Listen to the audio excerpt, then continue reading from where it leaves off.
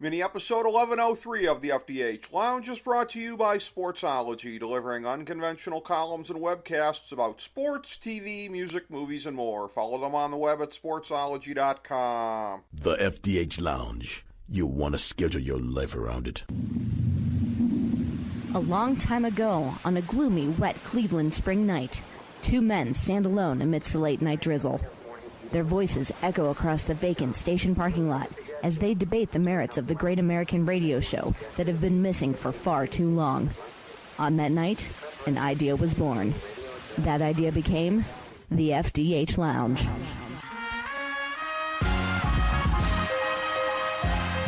Welcome to the FDH Lounge. Hello, everyone. Welcome to FDH Lounge, mini episode number 1103. This is FDH Managing Partner Rick Morris here for what has been an annual tradition here in the FDH Lounge. Our Final Four preview. So the 2019 Final Four, we are previewing it with longtime good friend and FDH Lounge dignitary Steve Kallas, who can also be heard on his own podcast with Joe Stazak. Kallas Remarks, you can catch that. That drops every week. And, of course, Steve, a regular on Joe's show on 97.5 The Fanatic in Philadelphia, breaking down whether it be Philadelphia sports, national sports headlines, all things.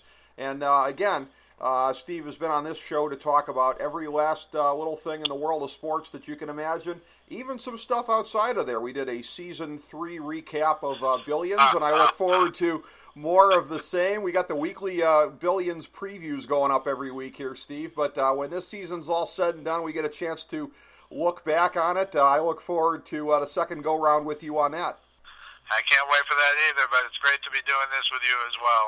Obviously, we all love college basketball and the Final Four, despite off-the-court incidents that they're having and problems to be talked about at another time, but I'm really looking forward to this Final Four preview. Yes, this is going to be tremendous. And again, from some off-air conversations here, I'm going to start by leading the horse right to water here as far as looking back on this, because you had said, and I kind of agree with you, that the game that may go down as the turning point game in the tournament, the most important one, because it sets up in the minds of many, the team that may be the favorite in the Final Four, dispatching the team that almost everybody would have considered to be the favorite in the Final Four, that being Duke. They go down to Michigan State, and the two things that you pointed out to me, and I agree with you on both of those, Michigan State being underseeded. Yes, they should have been a 2, but not matched up against the top number 1. They should have been matched against somebody else there in another one of the regions. I do agree with you on that point. I look forward to hearing you expound on it. And what you said to me was very mind-blowing as far as, and again, this has not been covered by anyone anywhere else, the very subtle way that Coach K blew it with the foul situation in the second half of the game last Sunday. So take it away, Steve. Well, just bigger picture on Michigan State. I think you could have made a case for them as a 1, but they were definitely the best number 2. Duke was the best number 1. So as soon as the brackets came out, I'm like, boy, Michigan State got the shaft here. How is it they're going to play Duke in the Elite Eight? That's ridiculous. They were easily, I think they were the only ones who won their tournament, and their regular season. Gonzaga lost in the tournament. Virginia lost in the tournament. I was just shocked, but whatever. But the problem was it turned out to be bad for Duke. But I did say on Joe's show in Philly that Michigan State-Duke I thought was going to be the championship game. And why do you want the championship game in the Elite Eight? Imagine if that was the final game, which would have been a possibility if you put Michigan State on the other side of the bracket. Whoever the worst number 1 is, Michigan State should not be playing Duke in the Elite Eight or even in the Final Four until the final game. So I think that was a huge mistake. Now the head of the committee, the guy, I think it was the AD at Stanford, they asked him and he said, "Oh yeah, we did that for geography purposes." Oh. And I said, geography purposes? Tom Izzo would rather go to Antarctica than play Duke in the Elite Eight. Come on, what is that? Right. So they should. If that's really true, then they should revamp that for next year. But we got an incredible Elite Eight game. But I'll say it again: it should have been not even the first game in the Final Four. It should have been the final game. And you never know what's going to happen. Look, Duke could have lost a couple of times. They should have lost to UCF, if you ask me. But that's for another time. So but the biggest in-game thing I thought, and look, it was a fantastic game. But the biggest in-game thing that frankly, I don't think anyone picked up on, like in the country, it seems. Certainly I haven't heard anything, is that Duke had only committed one foul through most of the second half. Right. And they committed their second foul with 4:07 left in the game. And right away, if you're looking at that from the right angle, and they weren't, like Grant Hill was saying, they can be aggressive, they have a lot of fouls to give. Right. And, Jim Nantz was, they've only committed 3 fouls this half. But nobody said, you got to get to 7 to shoot, and what if Duke is down 2 late, or 1, and they have to foul? Right. And it never came up, ever. And then with 1:28 left, there was a timeout, and Tracy Wolfson said, and the last thing Coach K said to the team was, you've got 3 fouls to give. Right. Or something. It wasn't, I got the quote somewhere, but she said, Coach K reminded them they had 3 fouls to give. That's a quote from Tracy Wolfson.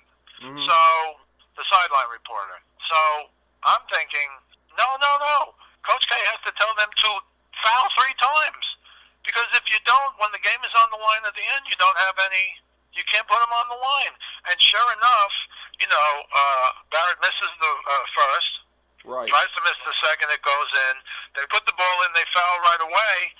There's 4.7 seconds left in the game. Everybody's walking to the foul line, and then it dawns on Jim Nantz. He goes, oh boy, that's only like the 3rd foul. Right. Or the 4th foul. They had to foul 2 more times, and you can't do it in 5 seconds. Right. Only then did it dawn on anybody.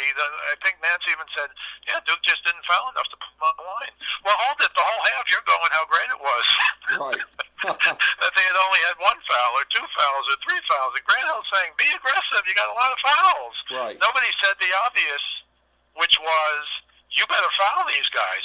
And if you got guys in foul trouble, put somebody in just to foul. Right. And it really, and so you saw it at the end. They fouled with 4.7 seconds left. That was the 4th. They still had to foul them 2 more times, which you're not going to do in 4.7 seconds. I think that's why Barrett tried to steal the inbounds pass, and that's why Cassius Winston was by himself. But that's all he could do, because even if he was there and he fouled him, it wouldn't have mattered. Right. So it was just, I don't know. I thought that was if true, if what Tracy Wolfson said was true, he reminded them they have 3 fouls to give, as opposed to, you better go out there and foul them 3 times quickly, which obviously he didn't say that because they didn't foul him until 4 seconds left in the game. Now, maybe people say that's a small thing, but I think that was a humongous thing because had the 7th foul been with 4.7 seconds left when they fouled him that time, they would have shot, and at least Duke would have had a chance. They would have been down 1 or 2 or 3, and they would have had 4.7 seconds. And 4.7 seconds is a long enough time, so I don't want to harp on that too much, but I thought it was so big, and again, I have not seen or heard 1 word about that. That's an excellent point, and it really should have been touched upon more because, as you broke down, it really was a tactical failing. It's very unusual, and maybe that's one of those things where because we're not used to seeing something like that, it doesn't dawn on you. But that was something where, again, that game, I think, and especially if Michigan State wins the tournament, I think we're going to look back on that game as having had the most significance because, again, I was like everybody else. I took Duke. I looked at this Duke lineup and this recruiting class that they had going all the way through, and to me, at least on paper, it's the best team we've seen in college since Kentucky in 2012. They lived up to the billing. They went all the way. Duke did not, and it's a credit to Michigan State. They were able to stop them. Well, I think there are some weaknesses, though. They, started 4 freshmen. They were terrible foul shooters. They were not good 3-point shooting team. They weren't deep. But I agree with you. The talent level, and you're going to find it out, of course, in the NBA draft, but the talent level was just off the charts. But, frankly, they won the UCF game because Williamson missed the foul shot, right? And right. R.J. Barrett got the rebound to lay it in. So I guess you could argue the bad foul shooting helped him. And then yesterday, Barrett obviously wanted to make the first one, or, in the Duke-Michigan State game, he wanted to make the first one. They were down 2, and then he tried to miss on purpose and couldn't. It got that funny, weird, straight-up bounce, and the ball went in. So they did have weaknesses. I thought Michigan State could beat them and would beat them, and I thought so before the tournament. They just have that Michigan. This is like one of those Izzo toughness teams, but with a lot of ability. And the kid Langford, they lost their best player like long ago. So you have to give them the credit. The only thing I'm concerned about, I know we're going to do the Final Four games, is there a letdown after that game? I think no, because you're literally waiting 5 or 6 days, whatever. It's not like you had to play the next day or 2 days later even, and this was such a war, which it was.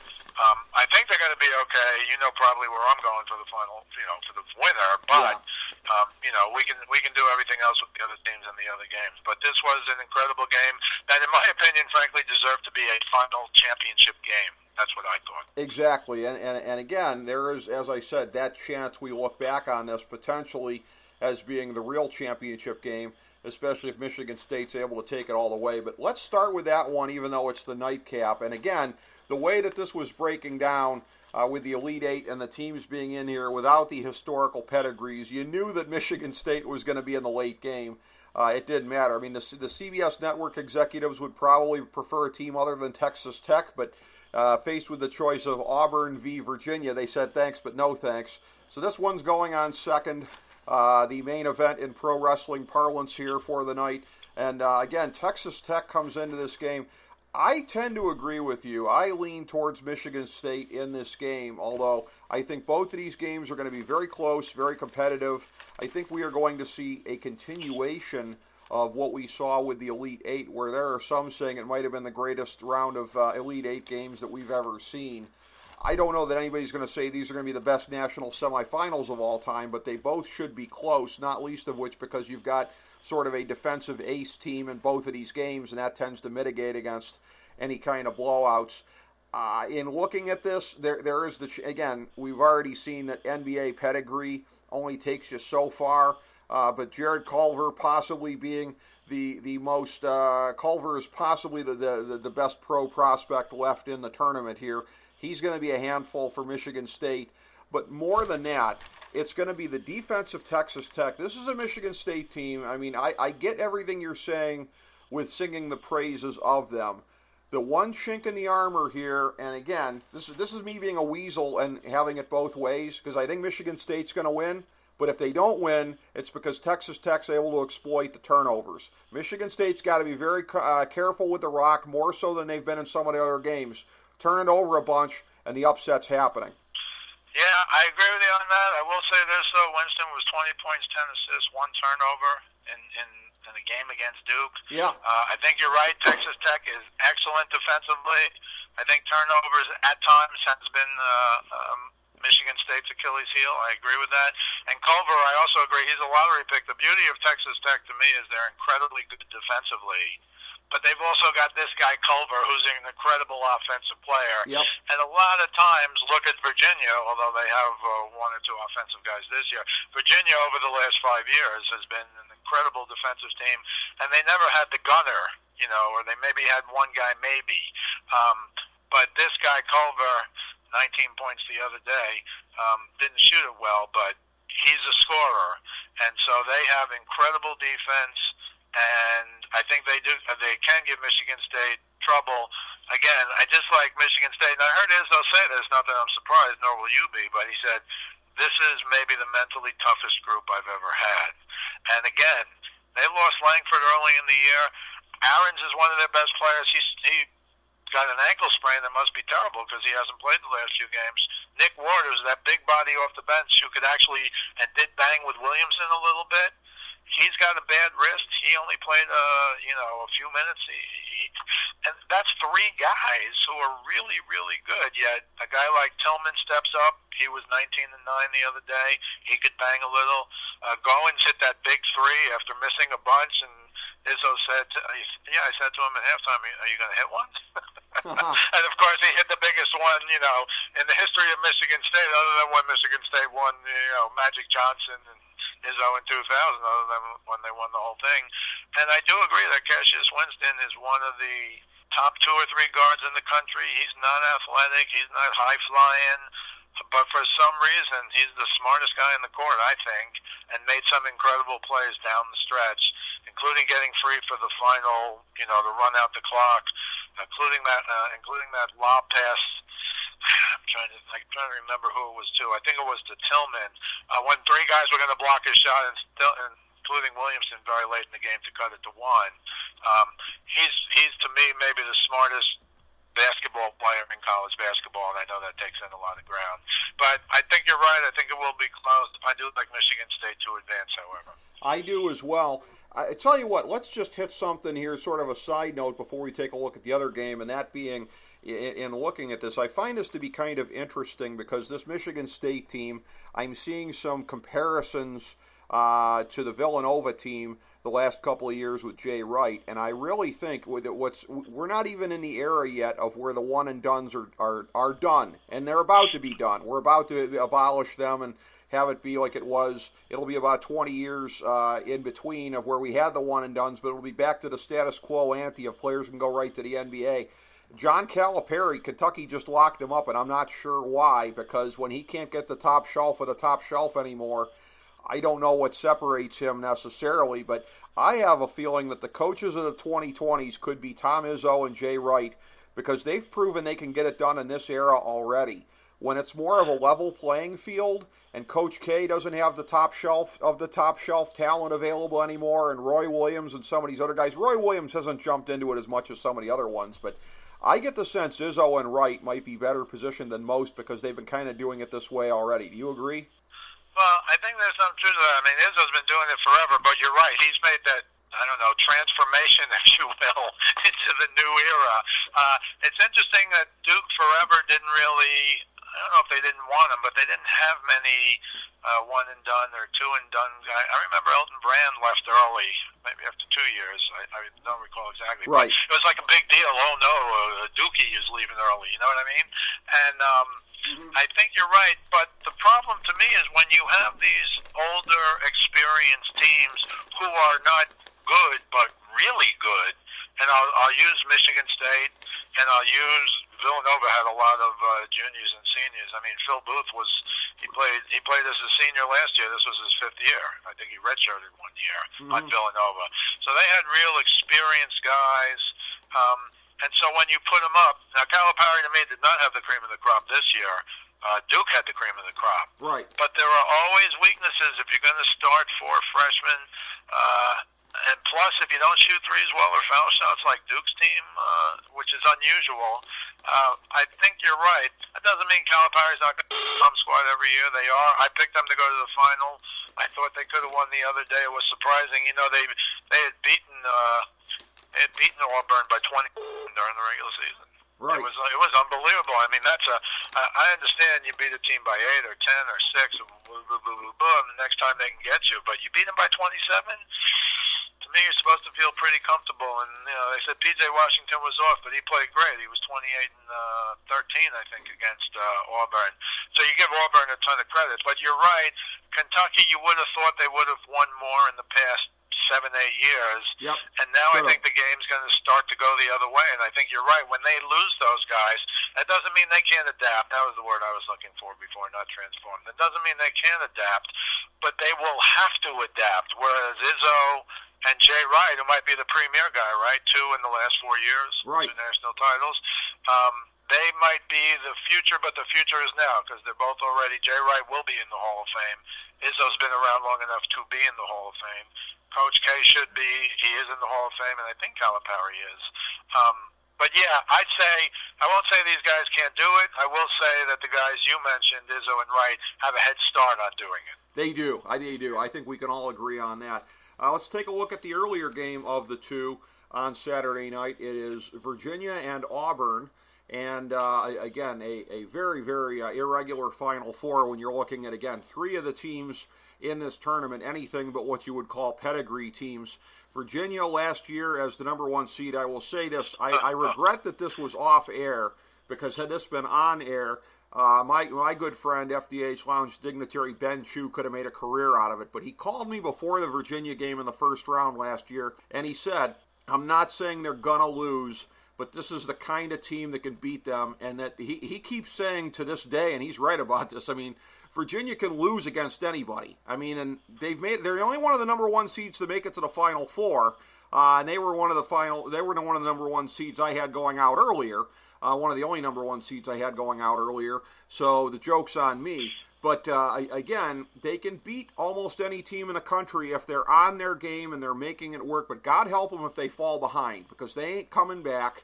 And again, a team like Auburn, matching up with them, they're the kind of team that can go on these kind of runs and get you down.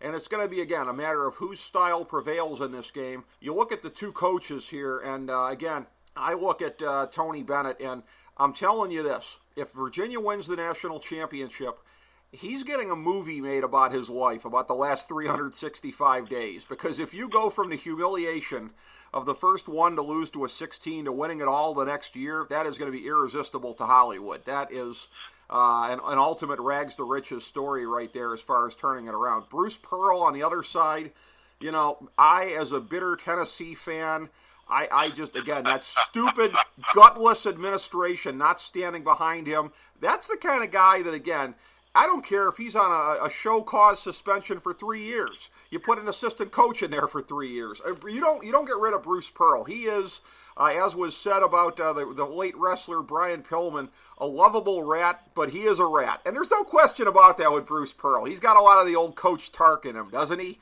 Of where absolutely, he's definitely he's a rogue, but he's a lovable rogue, you know.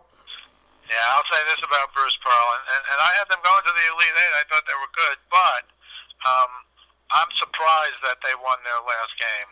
Sure. A, I just thought Kentucky was better, but B, you know, they lost to Kiki, right? And he's one of the stars That's of the huge. team. To beat Kentucky. And again, we can go through the same. Kentucky's young, blah, blah, blah. But to beat Kentucky without him, to me, that's the biggest win of the whole tournament. Yeah. I won't say that's like a 16 beating a 1, but I will say that to me was an incredible victory. I really didn't think, and again, as I said, I had Michigan State, Kentucky in the final game, so I was like, they're going to beat Auburn. And of course, I was totally wrong. Harper and Brown, Harper is one of the fastest guards in the country. It's like he's got an extra gear that nobody can guard him. So they're very good. They can certainly win, but I do like Virginia. I agree with you, though. Because they lost in the first round last year, I said there's no way. I had them getting beaten in the Elite Eight as well, not by Auburn. But I didn't think they could do it. And you're right. They should do a movie if they win it all. I don't think they will win it all. Obviously, I agree with you. These four teams, these two games are going to be close. Anybody can win. I agree with that. And I do have Virginia beating Auburn, but it's more about them not having Okiki than anything else. But that was my analysis for the Kentucky game, frankly. So I was wrong there.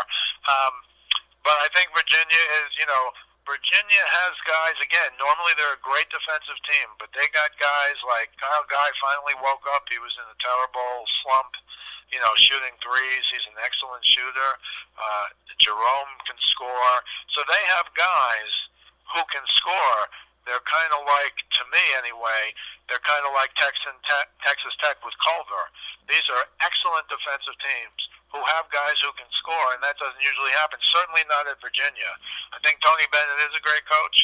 I mean, it's always on his resume. He lost last year, but I agree with you. Give him credit. For them to get all the way back, and I didn't think they would, I still don't think they're going to win the national championship, but to go from 116 defeat to wherever they go, because now they're in the Final Four, I think is incredible, and they should be given full credit for that. But a lot of this, and we should just talk about it briefly, a lot of these games nowadays, including, I'll say, the Auburn-Kentucky game, Kentucky shot 5 for 21 from 3. I said with Joe Stazak on his show in Philly, I said, if you can give me one stat nowadays in basketball, what is it, Rick? It's tell me what you shot in threes. Absolutely. And I can usually tell you who won the game, and that's right. kind of where we are in the NBA as well, frankly. Yeah. And if you don't shoot a lot of threes, it's the analytics. It's the analytics of basketball now. If if I shoot twos and you shoot threes, you're probably going to win. Right. But I thought part of the Auburn win was Kentucky shooting 5 for 21 from 3. Yes. Part of what I thought could very well be a Virginia loss was Guy terrible in the first half and then coming out and hitting 3 threes. I mean, it's incredible how the game has changed like that. But he was 5 for 12 and Jerome was 4 for 10. And to me, that's as much of the ball game as anything. Although Edwards was, of course, lighting it up 10 for 19 from three. And I'm still not clear why Edwards passed that final one. He said after the game that he thought they were going to foul him. You know, up three, some people say foul him, give him two shots. Right. He said he thought they were going to foul him. And then he also said that they told me afterwards they were going to foul me. Now, maybe that's true, but to make a 50-foot kind of awkward pass to a guy who's running from inside to out, you know, to the three-point line, struck me as a very difficult play to make. And if you do get fouled, as you know, you make the first, you miss the second. Depending if there's 5 seconds left, you know, you can make them both and foul right away. So it's just kind of weird to watch that game where Edwards was unconscious, right, scoring 42 for the second time, and then actually took the ball out of his own hands, if you will, by passing it. It had to be like a 40, 50-foot pass, no? So to not get anything there, to have a turnover there, was pretty disappointing. And if you told me I could have something like a 40-foot pass to a guy running out to the three-point line or get fouled and take my chances with 2 foul shots, I would have taken my chances. Yeah, I can understand that, but in looking at this, Auburn truly on a remarkable path just to get here, because it's just absolutely historic when you're looking at, we talk about a Final Four that's only got one, I'd say a quasi-blue blood in Michigan State. Well, that's because Auburn already took out 3 of them, Kansas, Kentucky, and North Carolina, all in the path. They took them out. Theoretically here, you could look at it and say, oh, well, yeah, you got to like Virginia's chances because apparently being a non-blue blood helps you against Auburn. I don't know if that confuses cause and effect or not, but in looking at this... Well, it's a great point. Kansas a down year, but again, to be the 1 and the 2, and that's what North Carolina and Kentucky were respectively. I'll say it again, without Okeke in the second game against Kentucky, it's just incredible. Right. I mean, I didn't have Auburn going that far, but I had them beating Kansas. I think a lot of people probably did, but not necessarily getting past the next 2, which they did. An incredible run that they're on. They did it without Okeke, so it's one of these things where you almost kind of look at it and almost the same as Michigan State on the other side. You're a team of destiny. You're doing it without some of the guys you thought were going to be there, really, in both instances. I'm going to lean towards Auburn on this one here because, again, if they get up on Virginia, it could be game over because, again, Virginia cannot play from behind. They have to be able to impose their style. They've been able to impose it on everybody thus far. But Auburn, to me, is just enough of a wild card that I'm going to pick them to go to the championship game. Before we start looking at this and making our picks, let's break this down as well. We can already forecast this is going to be a down year for CBS with the Final Four with these matchups here.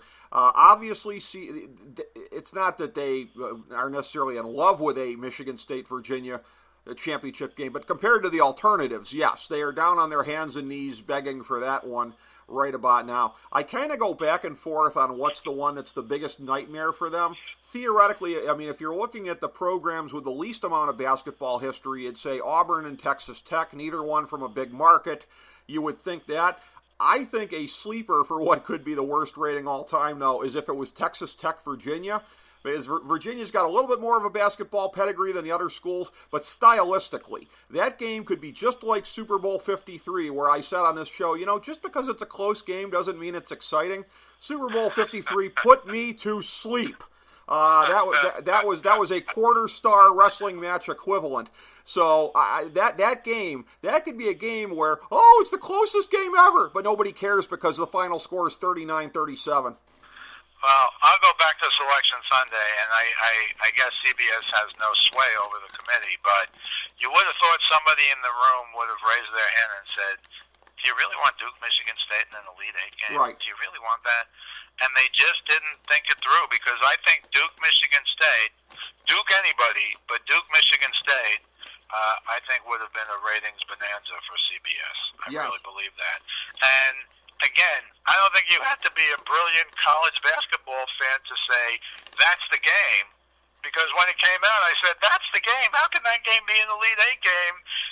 Never thinking the game would be as good as it was, but just thinking that's a great old-time matchup, 2 Hall of Fame coaches. Yes, Duke will have the edge, but again, if you watch Michigan State, and I did, tough.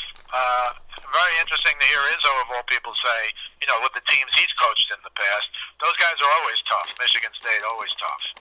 Good, bad, or indifferent, they are a tough team physically, a tough team mentally, and that's what they are this year.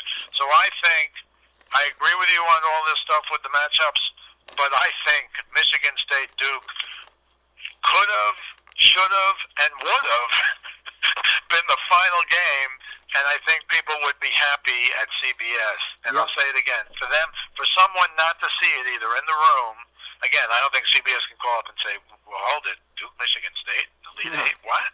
I don't think they can do that, as powerful as the TV is. Right. But I'm shocked that somebody in the room, maybe somebody did and they just blew them off. I'm shocked somebody in the room didn't say, hold it now.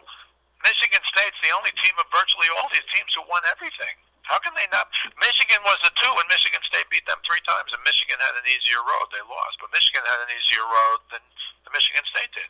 So what sense could that make? So I'm shocked somebody in the room didn't say, time out. You really got to put Michigan State anywhere else, but preferably on the other side of the bracket. Yeah. But I've gone on too much about Michigan State. I just think, kind of a team of destiny, kind of Auburn-ish, but I think Auburn, because they're, they've lost their big guy. I'm sorry. To me, that's a huge loss. Now, again, that's exactly what I said before Kentucky. Yeah. And they beat Kentucky.